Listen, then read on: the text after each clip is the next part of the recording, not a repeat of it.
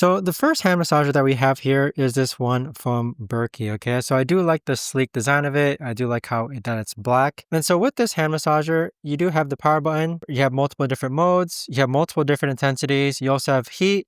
And then shiatsu is the type of massage. But the way this works is that this one here seems to have just an insert for the entirety of your hand, and it also actually manages to get a portion of your wrist. So the reason why I want to mention this is because I feel like if you don't start the massage, this one could actually slide out of your hand. So notice how when my hand is inside, there's no like glove and there's no like friction between my hand and the actual massager.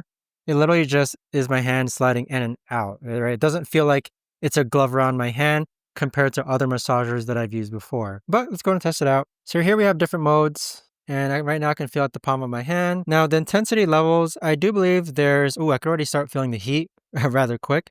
So this would be great for winter time. But the intensity levels, there's actually 3 different intensities. So I set it up to the highest intensity, which is indicated by the red color.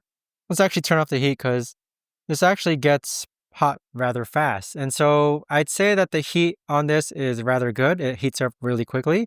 So great after post snowboarding or post skiing perhaps. And so like I mentioned, it seems to get all the way down to like the base of your hand / slightly your wrist. But if we turn on the shiatsu setting is like the circular massage. So it's going imagine like someone's drawing circles on my hand, but it's oscillating up and down. Now for modes, modes is basically the actual pressure and it just feels different. And also you could actually just this could actually just act as a hand warmer as well. Okay, so I'm starting to understand. So there's different modes of the massage.